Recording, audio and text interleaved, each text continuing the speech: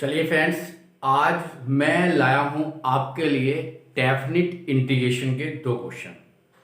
इन definite integration के दो क्वेश्चनों को करते हैं और ये आपके एग्जाम के लिए बहुत ज़्यादा इंपॉर्टेंट है और दोनों ही क्वेश्चन एग्जाम में कहीं ना कहीं आए हुए हैं। तो चलिए इन दोनों डेफिनिट इंटीग्रेशन के क्वेश्चन को देखते हैं। देखिए पहला क्वेश्चन क्या है मेरे पास। जीरो से इन्फिनेटिव लिमिट है ई की माइनस एक्स स्क्वायर की वैल्यू गिवन है कि रूट पाई अपॉन 2 है। फाइंड करना है जीरो से इन्फिनिटी ई की माइनस ए एक्स स्क्वायर डी एक्स, जबकि ए की वैल्यू क्या है, जीरो से बड़ी है। तो ये तो कंफर्म है कि इसकी वैल्यू ये होती है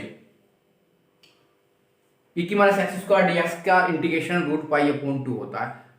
कैसे होता है वो अभी आपको समझ में आ जाएगा, वो भी मैं उसका भी सोल्यूशन कर दूंगा।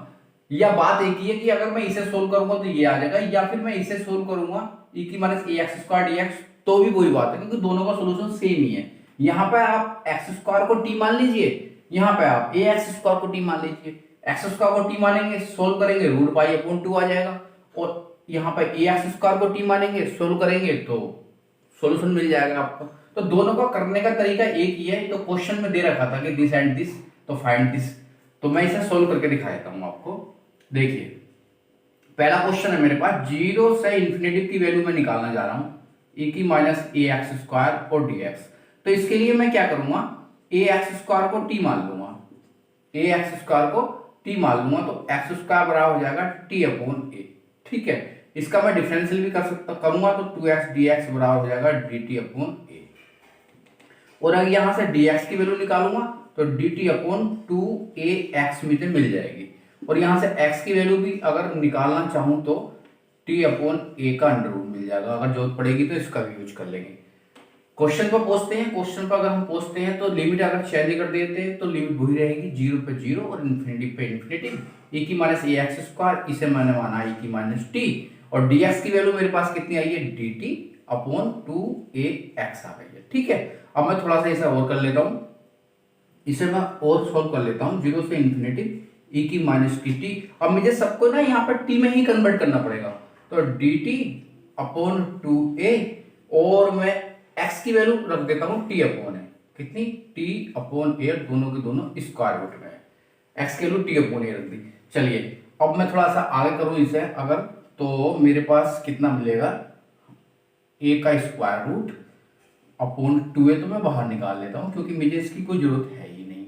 और जीरो से इन्फिनिटी में मेरे पास e की माइनस टी है, और तो मैं t को उठाकर ऊपर ले जाऊंगा तो t की पावर -1/2 हो जाएगा और dt हो जाएगा। चलिए थोड़ा सा यहाँ पर रूट a से मल्टीप्लाई एंड डिवाइड कर लेते हैं, तो 2 अपॉन रूट a आ जाएगा। ठीक है, रूट a से 1 कैंसिल हो जाएगा। और जीरो से इन्फिनिटी, अब e की माइनस टी और t की पावर इसे -1/2 में लिख के 1/2 -1 लिखना है तो ज्यादा अच्छा रहेगा, क्योंकि हमारे पास एक फंक्शन फॉर्मूला होता है गामा फंक्शन का, गामा n बराबर होता है जीरो से इन्फिनिटी e की माइनस एक्स और x की पावर n-1 और dx। ठीक है, ये हमारे पास एक फॉर्मूला है, गामा n बराबर जीरो से इन्फिनिटी e की माइनस एक्स, x की n-1 और dx। तो अब यहाँ पर देखने वाली बात है कि t तो x का काम कर रहा है यहाँ पर, अब n किसका काम कर रहा है, 1/2 का। तो सीधा सीधा इसका आंसर में 2 रूट a और गामा के अंदर 1/2 लिख दूंगा। और मुझे ये भी पता होना चाहिए कि गामा 1/2 होता है रूट पाई, ये भी मुझे याद होना चाहिए। तो मैंने क्या काम करा, इसकी जगह रूट पाई भी लिखा। अब इसे मैं और सॉल्व करूंगा तो पाई अपॉन 2 रूट ए मिल जाएगा, और सॉरी हाँ कितना मिल जाएगा, पाई अपॉन ए स्क्वायर रूट, और ऑप्शन है ये वाला। ठीक, आप चाहें तो इस वाले ऑप्शन को भी सॉल्व कर लीजिए, e की माइनस एक्स स्क्वायर dx को रूट पाई, यहाँ पे एक्स स्क्वायर को टी मान लीजिए। अगर मैं इसे भी सोल्व कर देता हूँ कोई दिक्कत नहीं है, सोल्व करने में देर भी नहीं लगेगी। देखिए इसमें भी तो यही बात है, और इसमें लेट कर लेंगे एक्स स्क्वायर को टी, तो 2x dx बराबर dt, और dx बराबर हो जाएगा dt बटे 2x। कर लेंगे आप, मुझे पता है क्योंकि यहाँ पे a नहीं है ना, a की जगह 1 रख दो, a की जगह यहाँ पे 1 है, सीधा सीधा है, सॉल्व करने की जरूरत नहीं है। a की जगह 1 है, इसमें a की जगह 1 रखूंगा तो सीधा सीधा रूट पाई आएगा, और अपॉन में 2 आएगी इसकी वैल्यू। यह सॉल्व कर लीजिए इसी तरीके से। तो आई होप आपको ये तो क्वेश्चन समझ में आ ही गया होगा। अब मैं क्वेश्चन नंबर 2 पर बात करूंगा, ठीक है।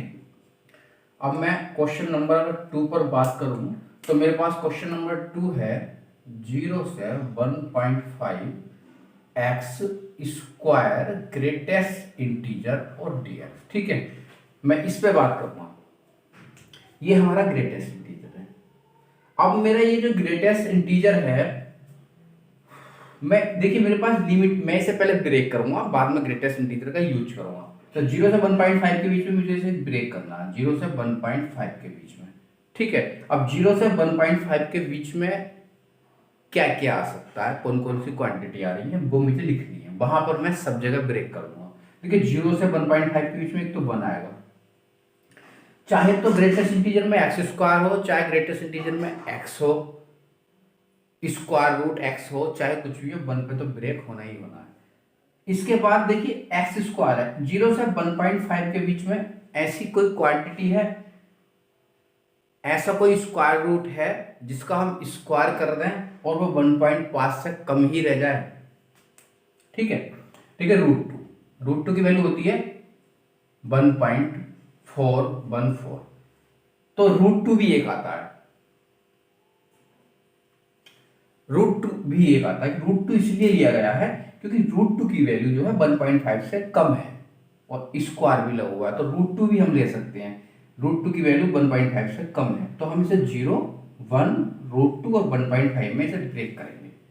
ओके, तो हमारे पास जो क्वेश्चन बनेगा 0 से 1 लिखेंगे हम, पहली बार तो 0 से 1 लिखेंगे और x square greatest integer dx एक ब्रेक हो गया। दूसरा हम 1 से रूट टू में ब्रेक करेंगे और हमारे पास हो जाएगा x और एक्स स्क्वायर और dx हो जाएगा। तीसरा हम इसे रूट टू से 1.5 पर ले जाएंगे, 1.5 पे और एक्स स्क्वायर और dx मिल जाएगा। कोई भी दिक्कत नहीं, 0 से 1, 1 से रूट टू और रूट टू से 1.5, ठीक है। अब 0 से 1 के बीच में कोई भी क्वांटिटी ले लीजिए, 0.5 ही ले लीजिए, 0.5 का स्क्वायर लिखिए, 0.5 का स्क्वायर करिए, कितना आएगा, और छोटा हो जाएगा, मतलब 1 से तो छोटा आएगा ना। तो 1 से जब छोटा आएगा तो ग्रेटेस्ट इंटीजर में अगर कोई वैल्यू 1 से छोटी है तो 0 आएगी, तो पहला पार्ट तो सीधा सीधा 0 हो जाएगा, इसे सॉल्व नहीं करना। दूसरे वाले पार्ट में अगर बात करेंगे 1 से रूट टू, और 1 से रूट टू के बीच में रूट टू की वैल्यू 1.4 होती है, और 1 से 1.4 के बीच में कोई अगर वैल्यू लेते हैं और उसका स्क्वायर करते हैं तो 1 पॉइंट समथिंग आएगा, और 1 पॉइंट समथिंग आएगा तो उसे ग्रेटेस्ट इंटीजर के बाहर निकालेंगे तो 1 ही मिलेगा। तो इसकी वैल्यू ऐसी स्थिति में 1 बनेगी, यहाँ पर बनेगी 0, तो यहाँ पर 1 बनेगी तो खाली x dx मिलेगा। अब ऐसे यहाँ पर रूट टू से 1.5 के बीच में कोई वैल्यू यहाँ पर पुट करेंगे, उसका स्क्वायर करेंगे तो 2 पॉइंट समथिंग मिलेगा आपको, तो उसकी तो हम ग्रेटेस्ट इंटीजर से बाहर निकालेंगे तो वो 2 निकल के आएगी, तो इसकी वैल्यू 2 हो जाएगी। तो ये हो जाएगा रूट टू से 1.5 और हमारे पास हो जाएगा 2x और dx। अब हमें इंटीग्रेशन करना है इसका, तो x का हो जाएगा एक्स स्क्वायर बाई 2, 1 से रूट टू लिख देंगे, ओके, और 2 और x का हो जाएगा एक्स स्क्वायर बाई 2 और ये हो जाएगा रूट टू से 1.5, इसे तो काट ही दो। अब रूट टू का स्क्वायर करेंगे तो 2 आएगा और ये वाली लिमिट लगाएंगे तो 1/2 आएगा, ठीक है। अच्छा, अब x का स्क्वायर है 15, 2.25 आएगा, ठीक है, x का स्क्वायर, और माइनस के रूट टू लगाएंगे तब 2 आएगा, तो ये तो कट गया, 1 में से 1/2 बचेगा, इसमें से 2 सब्ट्रैक्ट करेंगे तो 0.25 आएगा। 1/2 0.25 का मतलब कितना हो गया, 1/, कितना हो जाएगा 25, 1/4 हो जाएगा, ठीक है, 1/4 हो जाएगा। तो 1/4 का है तो एलसीएम ले लेते हैं, तो आ जाएगा हमारे पास 2 + 1/4, इट्स मीन 3/4, तो इसका आंसर आएगा 3/4। ओके, इसका आंसर आएगा 3/4। तो अच्छा क्वेश्चन है ये वाला क्वेश्चन, तो पीजीटी में आया ही है, टीजीटी में भी आया है, और ये वाला क्वेश्चन तो इम्पोर्टेंट है हर जगह के लिए आपका, ये तो कहीं भी आ सकता है, टीजीटी हो, पीजीटी हो, या कोई भी आप कंपटीशन जेईई की तैयारी कर रहे हैं, एनडीए की तैयारी कर रहे हैं, कुछ भी कर रहे हैं, कहीं भी आ सकता है। तो इससे आपको समझ में भी आ गया होगा। इतने ही रहने देते हैं आज, फिर नए क्वेश्चन के साथ फिर आते हैं। चैनल को अगर मेरे सब्सक्राइब नहीं करा है सब्सक्राइब कर लीजिए और वीडियो को थोड़ा लाइक भी करा करिए, अच्छा लगता है अगर आप लाइक करेंगे तो। चलिए अगले क्वेश्चन के साथ फिर आते हैं दोस्तों, नमस्कार।